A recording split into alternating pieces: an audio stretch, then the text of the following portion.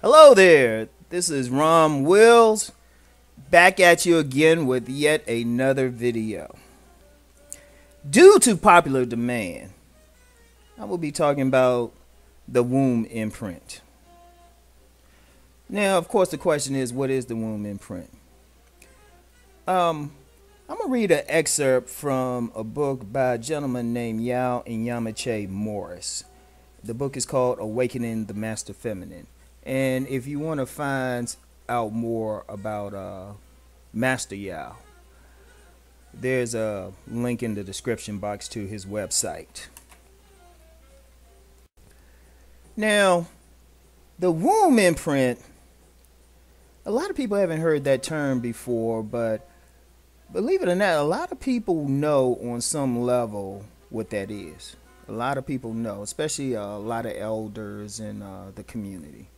And before I even go further, because more and more I need to make a distinction on these videos, what I'm about to read and talk about applies to all of humanity. So this isn't a black issue, this isn't a white issue. Indeed, many different cultures have found a way to deal with the womb imprint, as we will be discussing later on. So I want to make that clear first, because a lot of times especially when you're discussing anything pertaining to women, they feel like that you're attacking them. But you know, sometimes it's tough love. Sometimes you're talking about something that's a real issue that really not only affects women but affects men as well. And this is a definite issue that definitely affects men as well. It actually affects the whole human race, because women, despite what women want to think about themselves, they are the controllers of humanity's future. Humanity must come through their wombs. Now, it doesn't mean their position is superior to a man's or inferior to a man's, but women need to take this information needs to be taken into consideration. And as I said, and as we'll discuss, this is something that's already known. In fact, I know since I have mostly African American listeners, I've met elders who've discussed this information, though they might not have used the same terms, but they knew the general dynamics behind it. So let me read what I consider the most concise statement on the Womb Imprint, and this comes from Master Yao's book, Awakening the Master Feminine. All right. Here we go. In the time frame from the age of 10 to 20 years, a young female shapes her womanhood. She can control this. If you ask school teachers, they will probably confirm that girls start to act different at about the 4th grade.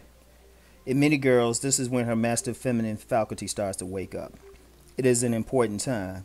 Now, as soon as a young girl enters puberty and her menstrual cycle starts, her master feminine faculty seeks a male energy model. Let me take a break right there. That's a very important consideration that we have to talk about a little bit later on. Anyway, let me continue with the excerpt. In other words, the master feminine faculty seeks not only to make the highest and best woman it can, it also seeks to custom make her to suit a certain type of man. Let me take a break there again. Remember that statement. So, let me continue. Let me just read it all the way through. For at the beginning of the puberty stage, the girl's feminine genes wake up and bring into her consciousness the very strong desire to be penetrated and confirmed. The desire is to be made love to by the alpha male. This is not ordinary lust. It is a strong primitive drive. This drive will pass away in time. Her image of an alpha male is a composite of her father, the positive male role models around her, and the local champion. What defines a champion is different for each girl. She may exclude her father from the ranks of ideal men if her opinion of him is not high. When the girl is very young, she wants more than anything to have sex with this champion, this alpha male. It is a ritual. The master feminine faculty is behind this. Now, the first 2 or 3 times she has sex, a major event happens. The first 2 or 3 males to enter her womb act to imprint her womb with their masculine energy. She records their energy on her consciousness more than males after this. They imprint her womb. Let me repeat that sentence. They imprint her womb. Now, pay attention to the following part of the excerpt. They provide the personality, body type, and attitude for her master feminine faculty to use to complete its model. She is designed sexually to fit that type of man. We mean she is designed to fit the composite of the first 2 or 3 men she has sex with. If he was indeed a mature alpha male, this is a good thing. If he was an immature ordinary male, then this is a very bad thing. For the male type which imprints her determines the type of man she will be aroused by in the future. She will broadcast her energy in such a way as to attract men like him to her. If this first male was a knucklehead, or her first sexual experience was incest or rape, then her sexual behavior program will be all screwed up. Let me add something to this, and this is part of what I will be discussing. Like the next paragraph, Master Yao writes, if you understand the significance of what we have said above, you begin to then understand why many societies in the past arranged the marriage of young girls. If the first 2 or 3 sexual experiences of a young girl are bad ones, it sets her up for a life of misdirected sexual energy. In some indigenous societies, the parents arrange the first sexual encounters of both male and female children to ensure they are positive experiences. In most situations today, the energy of the male most young girls are having their first sex with is not a good energy at all. It does not leave a good imprint. Thus, the master feminine faculty instills dysfunctional programs into her subconscious. Boom. Now let's get back into that whole imprint thing, and just to understand the process. See, first, to understand the type of woman that, the type of man that a woman is going to want, even before she's penetrated. First, and this is true of men and women, at least heterosexual men and women, they will always want their opposite sex parent. Maybe not on a conscious level. In Western clinical psychology, this is called, an Oedipus complex, a lecture complex, all of that. But it's actually a natural thing. When that child is growing up around the age of 7, like a lot of little boys, they want to marry somebody like their mother. A lot of little girls, they want to marry somebody like their father. This is a normal thing, and if their development is normal, that desire is transferred on to another male or female, as the case may be. Now, if the girl's father is a good guy, he does his thing, this is a good thing. If it's not, and this is the case of in a lot of households where the father is excluded from contact with the children, or the father's a deadbeat or a knucklehead, and the mother doesn't provide another suitable role model. A lot of women get messed up because, one, that initial step is not there for them. Now, and even if the man is there in some cases, and the daughter has a less than ideal opinion of him, that could still be a bad thing. Or if he's bad, or if he's engaging in some negative behavior himself. So that's one thing, Now, when she gets older, she starts hitting puberty, which is coming younger and younger for these girls. They have a strong desire to have sex. They have a strong desire. Like any of my listeners who have daughters who are either just becoming teenagers or have been teenagers are nodding their heads right now. Any father knows this. Any father active in his daughter's life, knows this. I don't care how good she is. There's going to be some indication like she's trying to get fucked. You know, some strict fathers, you know, they already got the baseball bat out and all of that, and, you know, might try to instill in her what to do, but that desire is still there. Now, you know, she might have enough discipline not to actually, you know, go out and get some knucklehead or something, but one thing about teenage girls, when they want to do something, they'll find a way to do it. Now, the event that's most important is that the first 2 or 3 sexual encounters. Now, as Master Yao wrote in the excerpt, if that dude she deals with is like a composite of her father, who was a good guy, you know, the positive role models, and the local champion. If that's a good guy, like good upstanding guy, he really cares for, has good intent for, that's a good thing. That's a great thing, you know, if they have sex, and especially if they're in a relationship and, you know, they, you know, really care about each other. She has a positive experience. Unfortunately, and this isn't something that's speculation, very few women had first few sexual experiences were positive. In fact, most women's first sexual experiences were either A, negative, or B, and this is even a combination of both, B, with a less than evolved male. Like, I'm going to give you an example. There's a real issue out here that we're not talking about.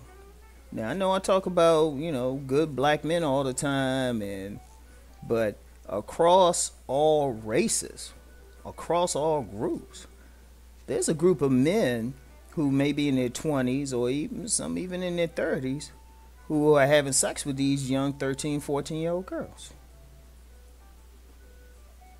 You know, I remember years ago when I used to work at this gym, and I was talking with a dude who was a teacher. And he was telling me how all these young girls had guys, you know, these girls like 14, 15 had guys picking them up in cars, and these guys were in their mid-20s. In fact, I've known some young girls who said, you know, they like 16 and like, well, how's your boyfriend? He 26. Like more than one occasion. Now, here's a problem with that.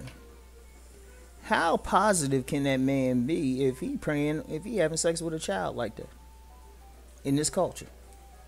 Especially when you have more than enough women. So already you have a problem right there.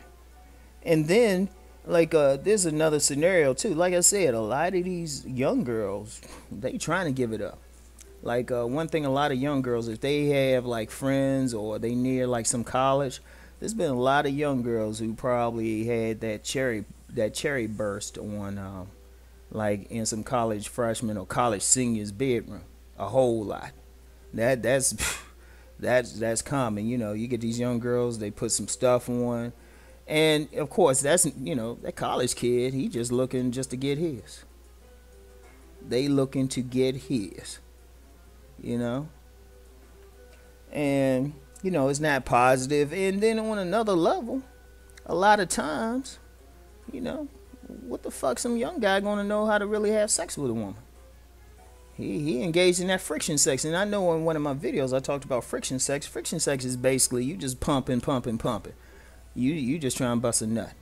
And that's all that is friction. You know, you might be rubbing against a clit or something, but you know, she might get some sensation out of that, but it's not conscious love making.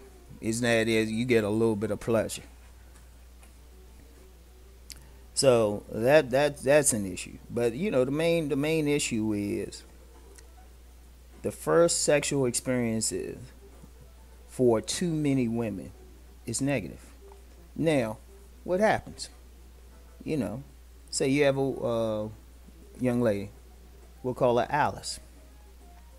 You know, her first sexual experience is with the local D-boy, Buddy. You know, he just wants some young girl to suck his dick and, you know, to bust nut to relieve stress. He didn't give a fuck about her. In fact, you know, he was kind of mean to her, right? Now, the next dude, he the star basketball player, but he kind of arrogant. You know, his name's Eugene. And just real quick, if I'm calling somebody's actual names, it's not y'all, okay? If y'all want to, y'all can get me back using an example, using the name Rom. Or, you know, Roms. Anyway. The next guy, Eugene, he arrogant, but he's treating her similar to the first guy. You know, he's just using her for sex, and he's kind of like dismissing her. He's not showing any real caring. It's kind of like she's throwing herself at him, and he's just using her. You know, then she get a third guy. He a little bit better, but he's still decent. I mean, he's still distant. So what happens? One, add to that though, all these dudes had like the same type of body type, kind of like slim, athletic, muscular, like that athletic muscular thing, slim but muscular, athletic build. All three of the guys had that. So you got arrogant personas, dude who, didn't have good intentions, really great intentions towards the young girl, all built the same way. What happens is this, and it's very simple. Her womb, her womb records all that energy, and I'm gonna tell you what. When we say record, we mean record. Understand, the human being only consciously uses, on average, 5% of their brain. The average person, 5%, which means they have conscious access to that 5%. A really extraordinary, like when I say extraordinary person, might have 10%. But that person is on some other level. Most people, that means the majority of people, 99.9% of the people walking the earth are guided by their subconscious. Stuff is happening below their what they even know. Now, when stuff happens down there, when that energy imprints on consciousness, on the womb, when I say energy, I mean energy. But to break it down for people who are not familiar with those terms and how exactly I mean energy, I'll put it like this: that womb is recording how those dicks felt to her, how she felt. Like all the feelings associated with those three men, and it's bringing a composite. And basically, what the womb says is, in its own intelligence, it's like, oh, this is what you like. Okay, I'm a shape you so that you can attract this type of man. Now, I did a video a while ago how a woman can change, how her body language and voice will change around certain men. This is what will happen to that woman. When that woman is around men who do not resemble her womb imprint, she will be defensive. She will not be seductive. She will, her voice tone will be a certain way. Basically, she will not give off any subliminal signals that she's interested. If she got big old breastises, if she's around these guys, she might cover up. If she got a big old fat old ass and whatnot. She around these guys that don't resemble her womb imprint, she might pull her shirt down or something. She ain't gonna emphasize it, or she'll stand in such a way where they can't really check out her ass. Basically, she's letting them know in a subconscious way, nah, they ain't for you. This ain't for you. And she might not even be conscious of that she's doing it. In fact, if you really look at a lot of people when they do stuff, and I'm really good at reading body language, so really good at it. I mean, because it's its own communication. A lot of people ain't conscious of what they doing, and how they stand, and how they look, and how they smiling. And it's fun if you know how to read it. It's fun to watch women how they respond to different men. Like just a little while ago, I was at this store and I was watching this woman talk to two different men. Now she has some big old breasts. She was a white female, and that type that white guys go crazy over. And with one guy that was kind of young, close to her age, she was showing them, smiling and stuff. But then another guy, older guy, she was talking with him, and he was, she was covered the fuck up. It's like, damn. And it was probably wasn't conscious. I mean, everything was very subtle. But that's how it is with a woman who has a certain womb imprint. If a guy doesn't resemble that womb imprint, she doesn't want to deal with him, at least on a subliminal level. Now, when she come across a guy who resembles that womb imprint, it's like, boom. She's ready to deal with him. Everything is opened up. The board is green. Seriously, the board is green. Some sci-fi geeks might know what I'm talking about, or some military folks know what I'm talking about. The board is green when she around somebody who resembles that. And see, that womb imprint is really on a deep level. Why some women, no matter what their background is, no matter where they grew up, no matter what their social class, no matter what their education, they will always mess with a knucklehead. That's why you got some educated women. I've seen, there's a few cases, sometimes it even makes the news. You get a woman who's very educated, very intelligent, speaks well. And I would did for this one, I'll use maybe some educated black women. It's because it's a more known example, even though this can apply to Asian women, Hispanic women, and white women. But for people watching, you ever seen that sister? She could be very bougie, and y'all know what I'm talking about. Very bougie, speak proper, educated, got a couple degrees, but will not fuck with a dude with a degree. Will only fuck with straight up thugs. That's because if you check her background, that's where she grew up. Because a lot of women, a lot of sisters especially, who like high and mighty, bougie, they grew up in the hood. And that first person to get with them wasn't that college boy. That first person was that D-boy or the local gangbanger or something. Or somebody who was crazy. I mean, you get some women, I've known some women, they got with... I knew a woman. She got with dudes so crazy. Even the dude's thug ass friends were like, man, she needs to stay away from those dudes. It's like even the thugs would try to tell her. I was like, damn, that was some messed up stuff. And when you see women like that, that's why, on a deep level, that's why you get some women of all races now. Like I said, I don't want people thinking I'm just picking on like one race of women. Of all races, who will get into like BDMSM or some type of fetish sexuality. That's why some women like being tied up. That shit was rough.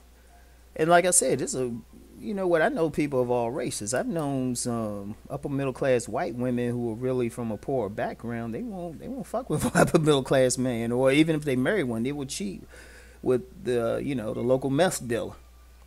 So this goes across this encompasses all women, because most of them have that. A lot of nice guys especially don't realize y'all not really competing with a thug, or the thug that you see. Y'all competing with that ghost, or what I call the imprint ghost. That's what you competing with, and you can be the best guy. That's why some women, if they're not really aware of their imprint, and they're not doing a conscious effort to get away from it, that's why they can meet a guy who they know he's right. He's handsome. He got money. He's educated. He loves them. He got all that going on, and all of a sudden they could maybe have sex with him for a little while, but stop. And I actually know of cases like that. And every single case, every single time, if you really examine that woman, I've known of women, they'll have like that guy who makes all the money in the world. You know, upper middle class everything, but they'll cheat with some dude who can't rub two pennies together. That's because that dude who can't rub two pennies together is similar to the guy who put that energy on that woman's womb. I mean, this shit ain't no joke.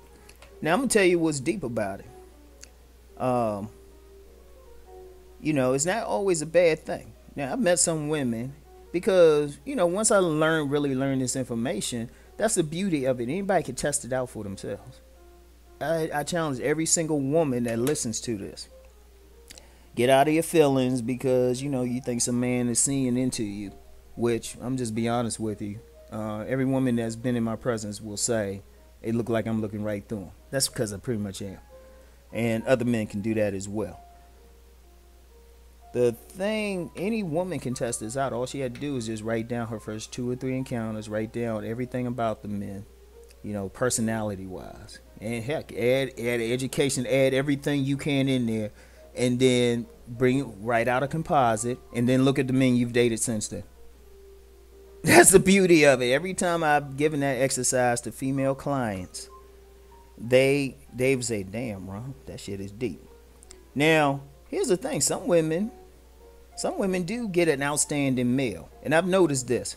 You know, there's that whole thing about women going for bad boys or thugs. But if you get a woman whose first sexual experiences were with outstanding males, or, you know, a certain type of male, all the men they deal with after that will be outstanding. Like, I know one young lady, and I ain't gonna put her name out there. I'll just say her name is easily Googled.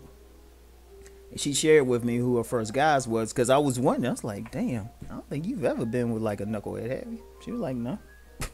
That's because every guy she's been with has been outstanding, doing something. I know a few women like that. They started out, these are usually women who might have, you know, they might have been those awkward girls in high school or something, or the nerdy type of girls who, you know, were late bloomers or something. And so by the time first time they had sex was usually in their like late teens or early 20s, and usually they were more mature about it and who they were picking. Now in those cases, the women, their imprint is actually good. Those are actually the type of women who would go for a nice guy or a genuinely good man, because their imprint, that guy is going to resemble the imprint. I mean, it does happen. Not a lot, but it does happen. Now, one of the things, there's a brother who was going to wait for this video to drop and do a follow-up video talking about his experience with the imprint, and I'll put it out to him, the master teacher, Black Gnostic Speaks, because I believe he can probably discuss some more, because one element that can be discussed, and if I'll see if he addresses this issue, is how to break that imprint. Because it can, most women, they're not going to know it's there, so they're not going to do anything. And then even if a woman knows it's there, you know, she still might have trouble breaking it on her own, no matter how hard she tries. The thing that can break that imprint, though, is just a true alpha male with more powerful energy than that first one. And that's a rarity. But it can happen. It can happen. So I've probably gone a little bit longer on the videos than I usually did, but just know that imprint is no joke, and a lot of fellas, y'all competing with that imprint, but it's gonna shape it. That's why a lot of women, they just can't seem to win, because they haven't dealt with that initial sexual experience. Now, here's the thing. In my next video, I'm gonna discuss the male imprint. Now, it's different from the woman's because we don't have a womb, at least not a physical womb. But we get imprinted too. And that's why some guys be going for some of these guys going for some questionable ass women or having trouble with certain women. They doing it because though our imprints don't get jacked up the same way as a woman's does, they still get jacked up. They can still get jacked up, and it'll go a long way to explaining the behavior of many men towards certain women. So, but that'll be the next video. So, anyway, I just want to thank y'all for listening, and thank you for asking for this topic, because And I know this video is going a little longer than usual, but I just want to say this at the end. You know, especially on social media in general, YouTube in particular. You know, we have a lot of discussions about male female relationship issues, and despite what many people think, it's not just about black folks. There's a lot of whites on here, and maybe even other groups who discuss their relationship stuff. People, and if we really want to get into it, we as a group, everybody's been doing the same trite stuff, just basically expecting the other side to change. But if we really want to change things, we got to go deep. We got to go deep, all of us, men and women. Let me emphasize that. Men and women got work to do. So, anyway, that's it for today. I want everybody to keep rising and transforming. Peace.